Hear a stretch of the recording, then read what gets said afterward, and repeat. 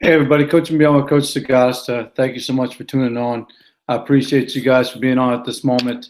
Um, I guess I want to definitely distinguish something that was brought to my attention. Um, a great friend of mine that lives in Las Vegas, a man was taken into custody for defending his property. And when I look at this, ultimately, you have to decipher what is truth and what is going on in today's society.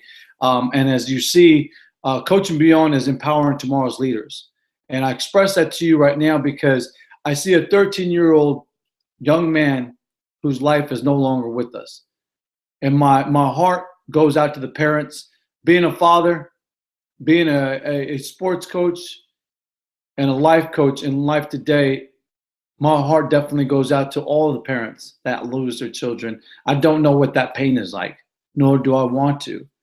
But I can only express that I have friends in my circle that have lost a child, and they know what that's like. And I can only say that in this time of in this dying time right now in our country and in the world, you have, as I expressed to you, you have 23.9 million in America of homeless kids. But you also have kids in America that have a strong foundation, have a home, but have no vision. And I shared that this week. I shared that this morning. I shared that, yesterday about life. This really hits home for me because I have a 14-year-old son, because I have a 9-year-old daughter, because I have a 16-year-old son. I have coached kids, 780 kids a week. In light that one can make better decisions for themselves, better choices. A 13-year-old boy in Las Vegas, his life was taken from him because he made a bad choice. Might the parents have opened up and embraced a vision, a dream, a goal? Might the school, the education system, might the economic system of where he lives, might them have embraced a vision, a goal, a dream?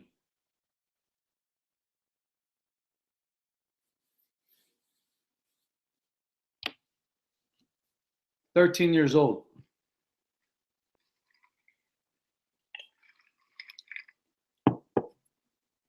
I understand. There are kids everywhere, all around the country,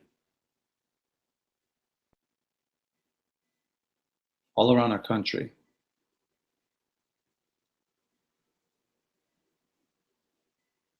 We all make choices in life.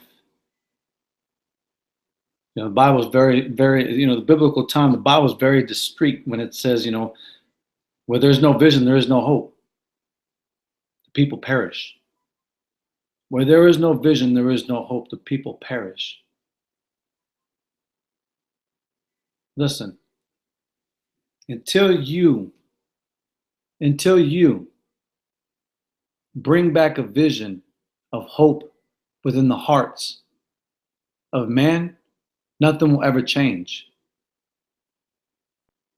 This is elementary. This is so elementary. You don't have to be a physicist. You don't have to be a rocket scientist to figure this out. You just have to apply the information to your life. I express this because a young boy at the age of 13, his life was taken because of a choice. I think of my sons, I think of my daughter. I think of the kids that I've coached, the kids in my community. It does sadden me. It definitely saddens me. We're to be strong, we're to be vigilant, hard workers, day in and day out, And one of the greatest songs that I've ever heard, aside from Amazing Grace, is Be Thou My Vision. And if it wasn't for Facebook's, scrutiny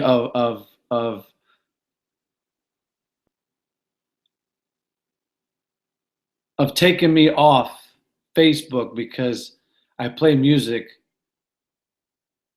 I would play it, but it's a phenomenal song. It's a song that I play from time to time when I wake up in the morning, and it's Being Out My Vision. And the author of the song, the writer of the song, is by Carlton Forrester. Carlton Forrester. Um, but as I said, and King Solomon was absolutely correct. Where there is no vision, there is no hope. You know, no vision, people perish. There's no vision, the people perish.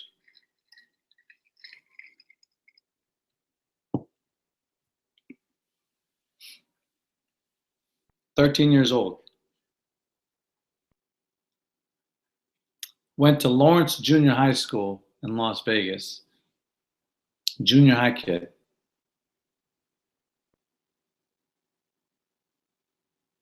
Sometimes you might have to turn the TV off to embrace life. Sometimes you might have to turn off social media to embrace life. As Thomas Edison once said, the opportunity is awfully missed because it comes dressed in overalls and it looks like work. It's not what you leave them, it's what you leave in them. You know, and I think about the schools that shut the door on me, that shut the door on my brother Mike Nelson. I think about the schools and institutes that shut the door on my brother Randall Kendall. I think about the schools and the other institutes that shut their door on David Macklin. I think about the schools and institutions that shut the door on Dr. Eric Thomas, on other people around the world. I think about them because this is the world that they are creating. And if it's not for people like myself that go out into all the world and help and assist day in and day out, and you know me better than that. For those who have been following me long enough, you know me better than that. All my authority, everything that comes, it comes from God and God only. I don't say things to boast myself. I don't say things of pride because that's not me. That's dissipated. That's upside myself. I share these things with you in light that you share them with our community, that you share them with your school. I have schools in my own community that have shut their doors from Coaching Beyond because it's beyond the field.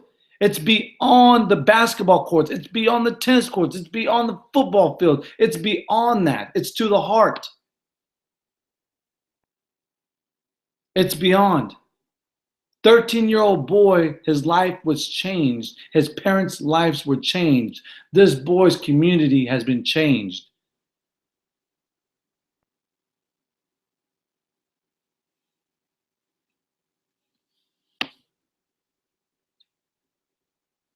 Thank you, Pat, for sharing the story with me. Thank you, Pat. I appreciate that. You shared a story that it really embraced my life, embraced my home, embraced my heart. We must change it and live it. I express that to you so deeply that you understand. Call your schools, man. Invite people like myself. And if it's not me, it's somebody else that you know that's in your area. These schools, I thank God so much that the Boys and Girls Club has allowed me to come in. And before I got on live, Southwest Behavioral got at me and wants me to come in and do a speaking engagement. Well, bless God, man. I express that to you because this is what changes people. This is the great antidote, the medicine for today. I appreciate you guys for listening. I thank you guys for sharing the video. You know, have a blessed day today. Jordan will be talking here shortly, man. It's got my feathers a little rattled, man. You know what I'm saying? I think that we as people, I mean, we need to be a little bit more observant of this, man. We need to definitely express ourselves. I mean, I can remember a time when here in Arizona, many years ago, there were stipulations of what they wanted to do in Arizona, and I called consistently for a month straight the White House, Congress, expressing myself to them. That's action, my friend. That's real action. When the men stood up against the Boston Tea Party, they stood up for a reason. When men stood up in the Civil War, they stood up for a reason. When William Wilberforce of London stood up for slavery to abolish it, and how he helped Abraham Lincoln and Frederick Douglass and many others to abolish slavery in our nation, it was a choice, it was the decision, it was consistency. And I share that with you, that you understand it's consistency. That we love one another, that we embrace one another, that we share one another. Some of the greatest things, why do you think, the greats were killed? 13-year-old boy. A generation, a whole generation wiped off the face of this earth. When?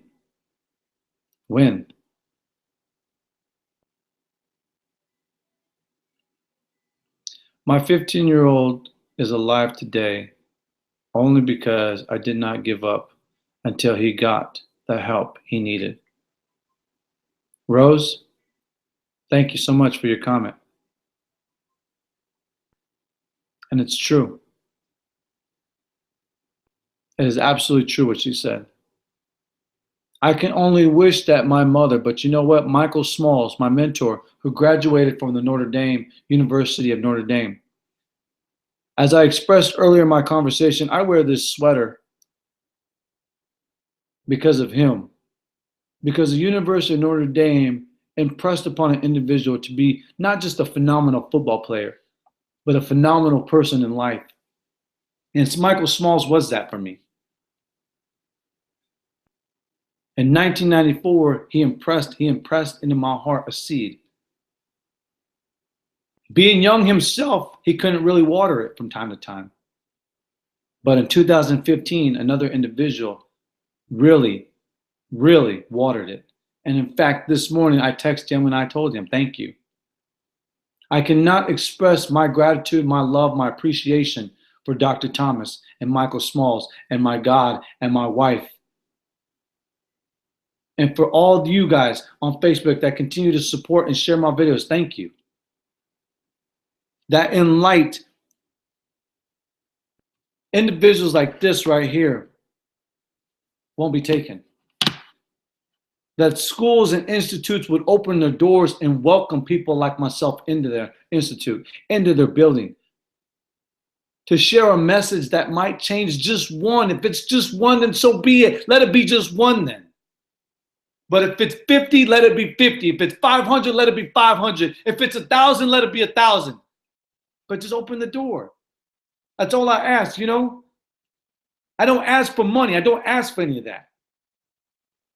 It's like I shared yesterday. I would be a fool to ask for money from them. Rose, thank you. Pat, thank you. Jordan, thank you.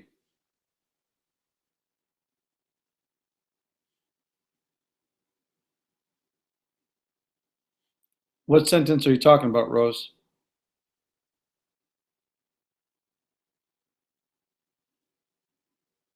It took the sheriff's department and child services from him. I've been there. Rose, I was there.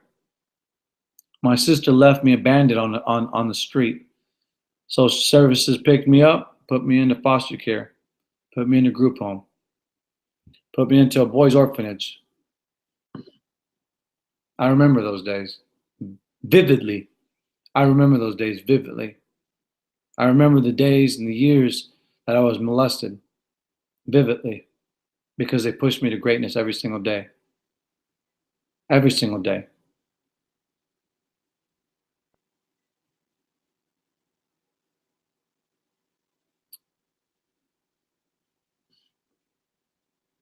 Grace, there was a boy that was wrong place, wrong time, wrong decision. And I embraced this moment because I have my own son that's 14 years old, just a year older than this young boy. And it can happen to anybody in all the world. It doesn't matter, you know, but it happened last night to this boy, and his life, this generation is no longer existent in this life. A boy who could have absolutely had the cure for AIDS, who had a cure for a disease, could have been the next astronaut, the next, the next visionary, the next leader of our nation.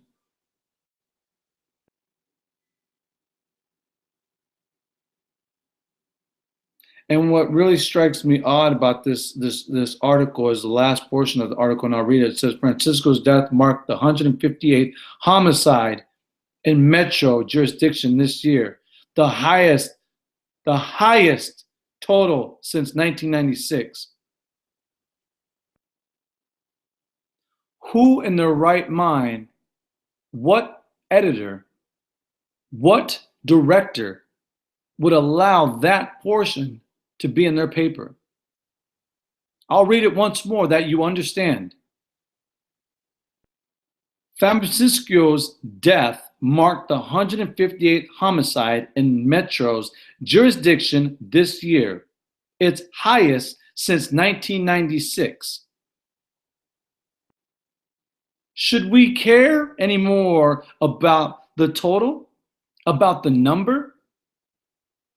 This is what I talk about intelligent fools.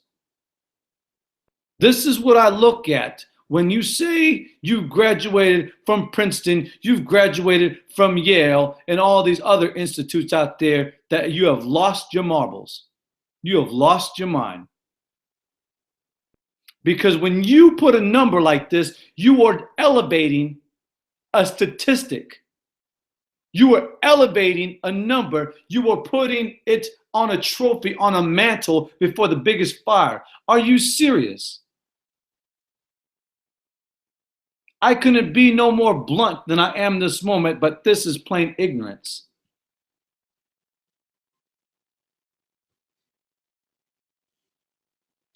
Nobody should take the thought of what the number is, except the age of this young man's life, that it was taken off the face of this earth. Damaging as it is, nobody, not in this house, not in my life, do I care about the homicide rate of 1996, of 2016. I do not care about that. What I do care about is this young individual's life, and how it's no longer existent on this planet, and how his mother or father or his siblings or the peers that he went to school with are damaged. That's heart. That's grind. That's hustle.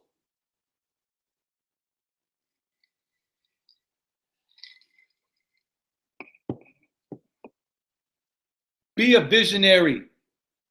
Be somebody.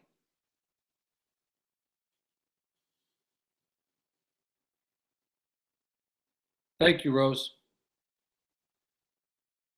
Yeah, I'm calling my school right now locally again. I'm going to call them again.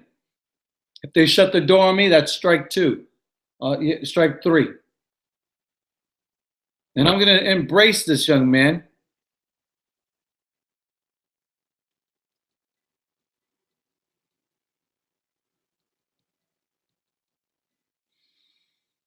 God be with his family during this time. God be with his family in this time, and his school. Listen, I thank you guys for sharing the video. Thank you, YouTube, for being on Facebook. For those on Facebook, you know I post everything on YouTube for a reason, because it stays there unless I delete it or unless they delete it. Things on Facebook don't stay there forever anymore. So I appreciate you guys. Never know life had meaning. I am so sorry to this boy's family. My heart goes out. You know what, Rose? So is my heart. My heart goes out to his family. My heart goes out to all the families on this beautiful earth that God's created. Especially the single mothers out there. My heart goes out to them. Listen, I love you guys. I appreciate you guys. Thank you guys so much for watching this video and sharing, and you guys, engaging.